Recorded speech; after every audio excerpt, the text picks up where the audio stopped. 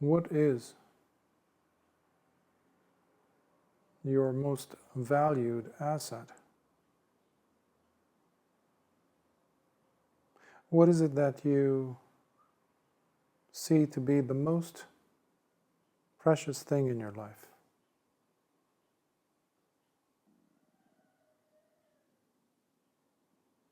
The thing that once you lose it, you lose it. Therefore, you cherish it.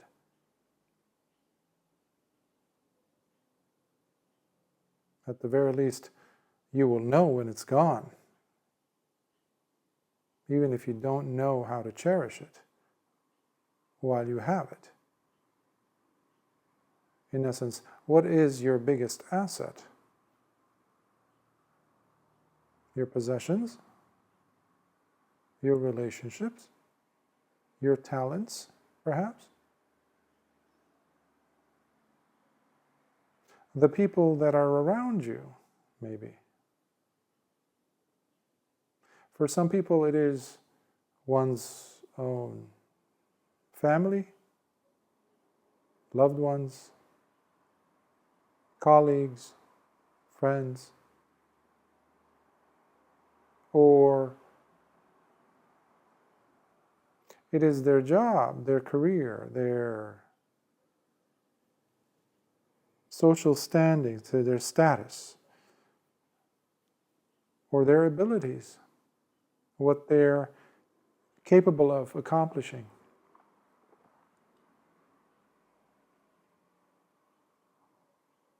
And for many people nowadays in the world, it is what you possess.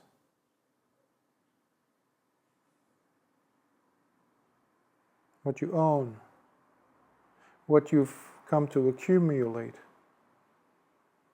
usually in the form of wealth. How many cars you have, how many, pounds, euros, dollars, etc. you have. Or the body, the health. For some people it is the health, right? Maintaining a good health, or the appearance of youth, to look young. All these things are assets for different people, or a combination of all of them. And I forgot to mention those who consider their wealth of knowledge, information, to be their asset. But what is really the most valuable thing that one has?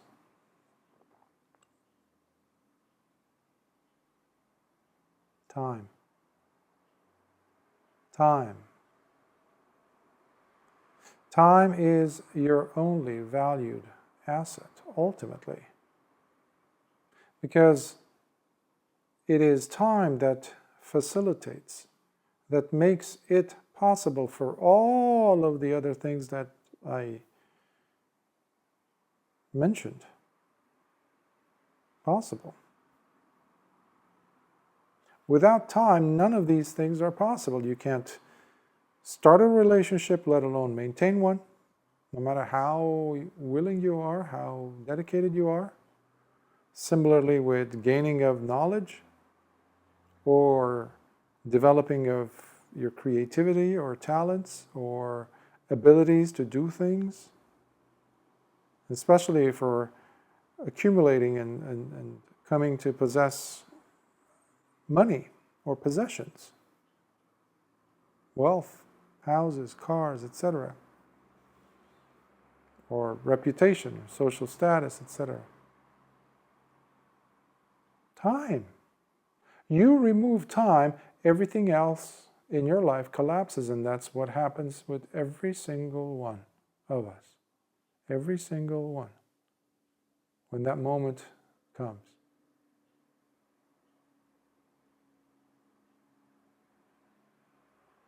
The moment I'm referring to, of course, is death. But what are we doing prior to that moment arriving? We still have time, right?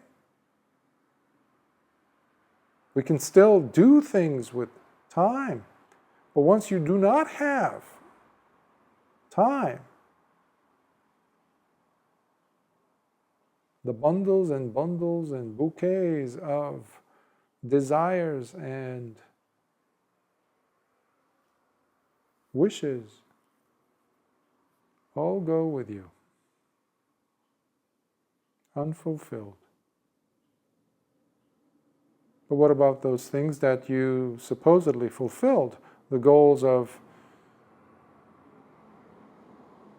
making a big, name for yourself, or having amassed a fortune, or become somebody.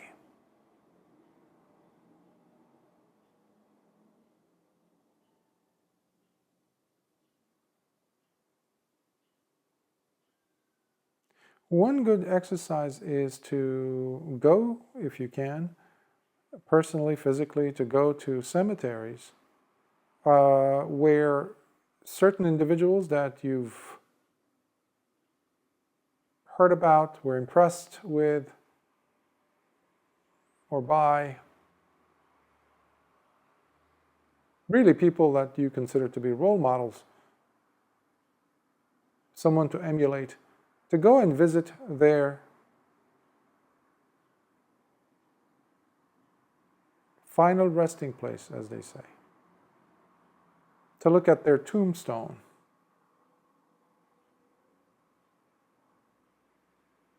That's a practice that I like to do. It's a wonderful practice to go to a cemetery and to just look at the tombstones. Every single one of the tombstones that you look at, they might be famous, they might not be. There are some places like, throughout the world, of course. You have some in Argentina, some in the US, in Europe. What happened to those people? Some people build a whole entire monument. Like if you go and see, I haven't been, but I've seen footage where Napoleon was laid to rest after the chaos that he created in the world. Laid to rest. That's kind of like a funny way of saying it. But where is he? What happened?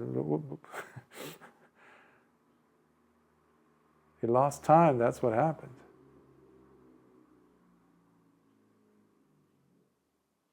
People make these ornate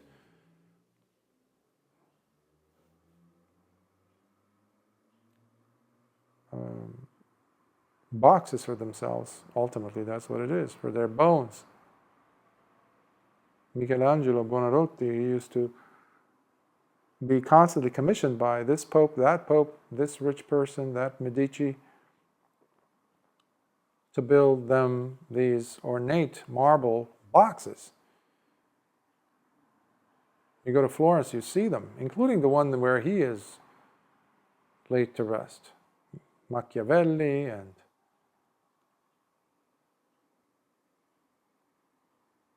others. What happened? Time was gone. Finished. Your time, my time, is running out. What are we doing with our time?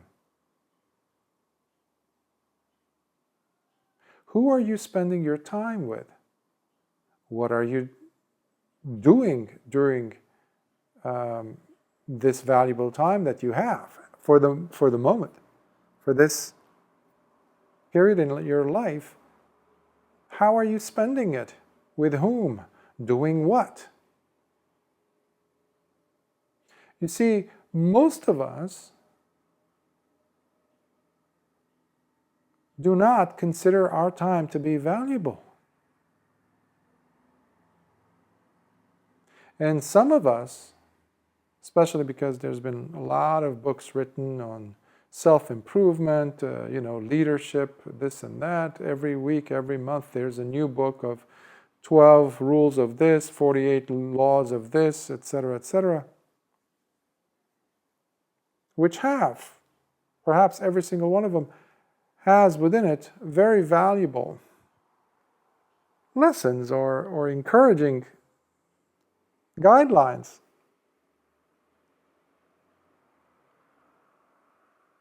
But to what end?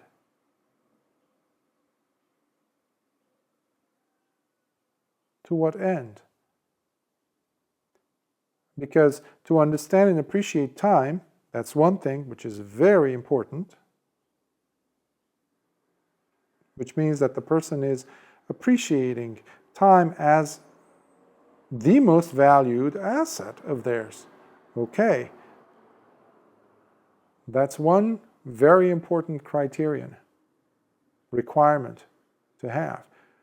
The second is, what are you filling it up with? What are you engaging in doing with that time that you have been allotted, that you have? And no one knows when their time's up, but the time will be up for every single one of us. We just don't know when.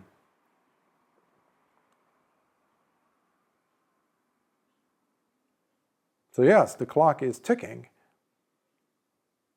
but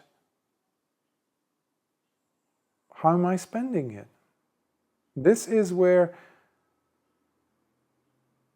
there's a divergence. There's so many different opinions, so many different ways of looking at and making priorities for ourselves. So here, the person needs to have an appreciation also of values of the things, or the essential value of the thing that they are pursuing in placing attention on, basically investing their time in. What is it that you're investing your time in? So that's the second criterion that we're addressing. Unfortunately, we live in a world now where it is all about, ultimately, possessions. When you think about it, when you look at it, what you possess is ultimately what your worth is. I remember a few decades ago, it was about what you do, which also indicates, how much money you would be making, or what your role is in society, how important are you.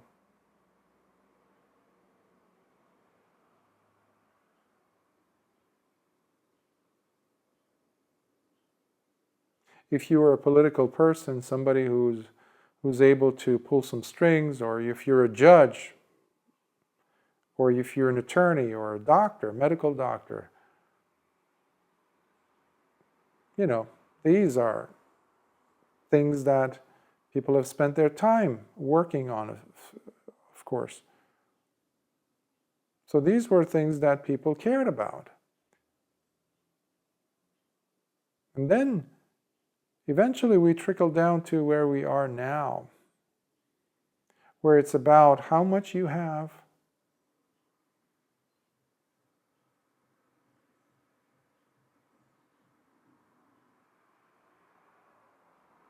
how many things you possess, and what you can buy with what you possess. This is very shallow.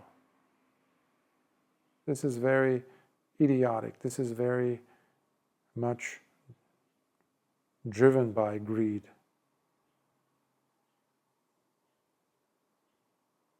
Now, the interesting thing is, we each have our own justifications or justifying factors or compelling reasons why we look at the thing that we are spending our time with and saying, well, this is important to me because.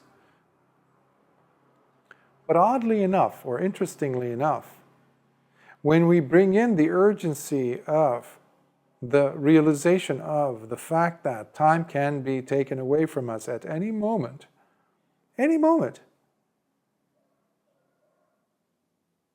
then it will compel us to revisit our values of what am I spending, let's say I was mentioning about possessions, pursuing, I want to buy this car, I want to buy this house, I want to buy this new electrical vehicle that's coming out. Oh, I can't buy it yet because it's not out yet, but I can place my, put a deposit or, put my name there on the list, waiting list to get one. But it costs a fortune. I don't care, because once I have it, I'll be the talk of the town. People do sacrifice their values constantly. Ethics don't exist now. Really, when you think of it, how business is being conducted. It's about what you can get away with and still look good. And you're not getting, bad rap over it, as they say. You're not being criticized. The opinions of others basically has such a huge bearing on even the drive to want to possess. Because the moment that no one talks about electrical vehicles, I'm just using that as an example, of course.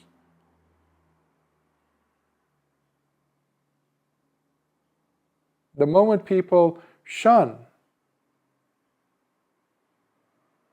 let's say, the new trend in whatever it is that's hot these days. When people turn their back and say, no, it's passé, that's like too played out, as they say, You won't go ahead and invest money or time in that anymore. You're not going to. You're going to go ahead and scratch off your name from that waiting list to get that electrical vehicle. You're going to go to whatever is the next big thing that everyone's talking about, or everyone's craving. So we have become so superficial.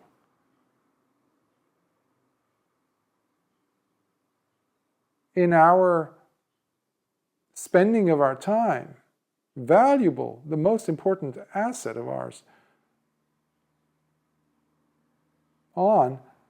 by simply being led by, guided by the thermometer of,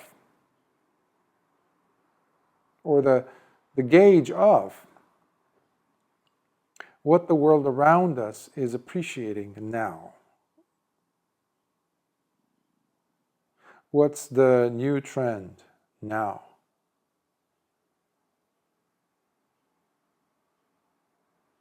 What is fashionable now? Go and say that to the people in Pompeii who, within a few seconds, were lost. Them and their pet dogs, cats, everybody, covered in ash.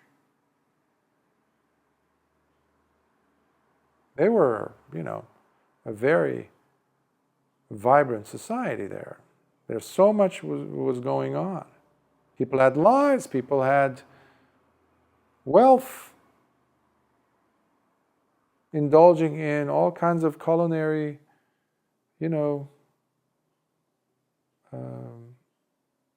dishes and world of the senses, enjoying those, war, this, that, having soldiers, generals.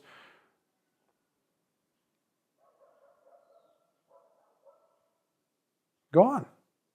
I just use that as an example. But then go ahead to the cemetery. And if you can't physically go, there's a close by cemetery that I go to sometimes. I walk to and I read the tombstones. These people had passions, they had drives, they had grief, they had loves, they had things that they were pursuing given that time that they had on this planet, in this life of theirs, at that time, while they were bearing that name, relationships, etc. And then eventually people placed them there. Their cold bodies were placed there in a box underneath that tombstone, buried. Time was up. Time was gone. Time was wasted. And that is what happens.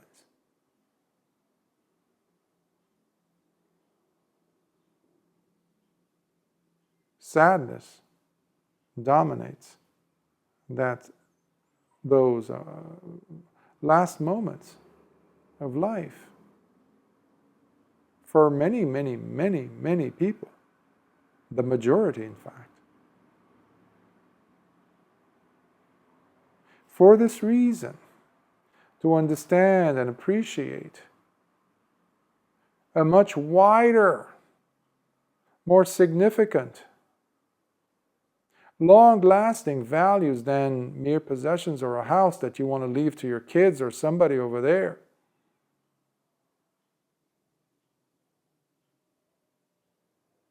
Or even having people invest so much on their families. Yes, families are important. That's how you perpetuate humanity, and you want to make sure that this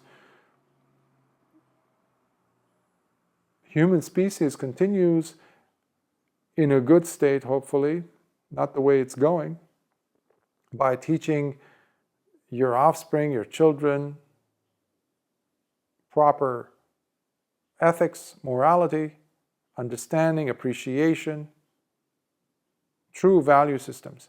But even with that, the moment will come where you will say goodbye. And even then, who says that you're going to go first? Lord Buddha talked about this quite often, as our loved ones are also the sources of our suffering. Because the moment you have a loved one, the moment you have something to cherish, that means you have locked it in.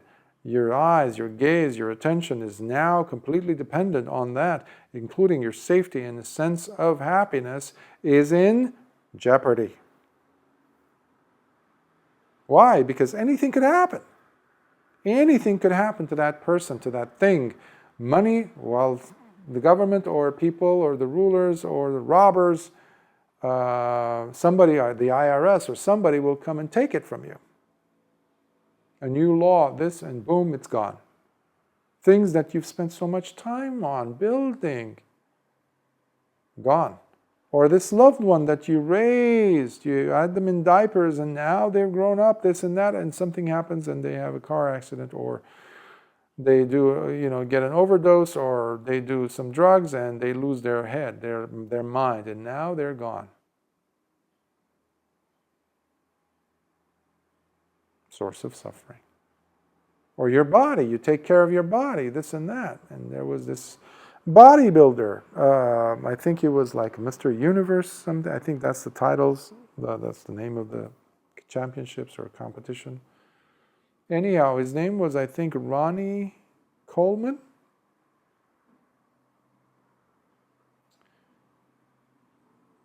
He was, everybody would talk about him as, yes, he was the idol for so many up-and-coming bodybuilders. But then what happened? He can barely walk now. He's in pain. He can barely walk.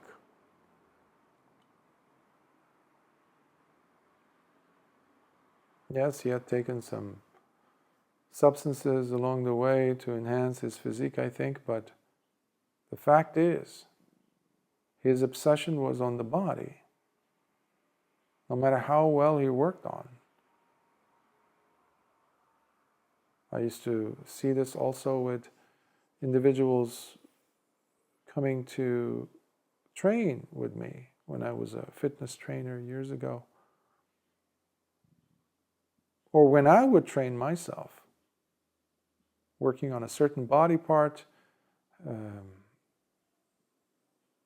But the moment you work on it and you see it, or you see this client and they're so happy, this and that, and then they go away for the weekend and they come back and they've had some pizza, and now that body fat percentage, which they were so adamantly following strictly, the goal that they had met, all of a sudden it's gone. And they became very upset at themselves, disappointed, discouraged. Duka was there. In Buddhism we call it Duka, which is this state of utter pain, suffering. Emotional, psychological, physical. There's a sense of emptiness there, disappointment. Now, most of us are living lives where it's like that. We get a little bit of goodies here, a little bit of, something that can take our minds off of the pain, suffering. Okay, and we completely remove ourselves from that state, and then we start back on the hamster wheel. Completely ignoring the fact that this is time still, this is time, valuable time. What am I doing with it? So I'm not going to tell, listeners here of this is how you're supposed to spend your time. That I've already, so many different talks given on that. But it has to involve you feeling, understanding the value of your time and the contentment that must be there and after you've spent your time, and especially during. The contentment of, if this is taken away from me now, what am I going to be left with? Lord Buddha talks about the fewness of wishes. One has to have fewness of wishes. One has to be contented with what they have. We give up. As bhikkhus, we give up. All the other distractions in life, in order for us to appreciate, actually it's an appreciation of and for the very limited time that we have, because nobody knows how long of a time we have. And that's what the case was with Siddhartha Gautama, our Lord Buddha. He realized that the time was running out for him. He didn't know, he was still 29 years old. He had everything working for him, but he realized time is running out. And then you have to focus your gauge, your GPS, to what matters the most for you. Something that nothing can take away. No death will take away from you. Death will take away your loved ones, your wealth, your health, your beauty, your youth, your memories, your relationships, your legs, your knees, your home, the weather, everything. Because all these are conditioned. So how will you spend this most valuable asset of yours? Time. Possessions? More accumulations of possessions? Or something else?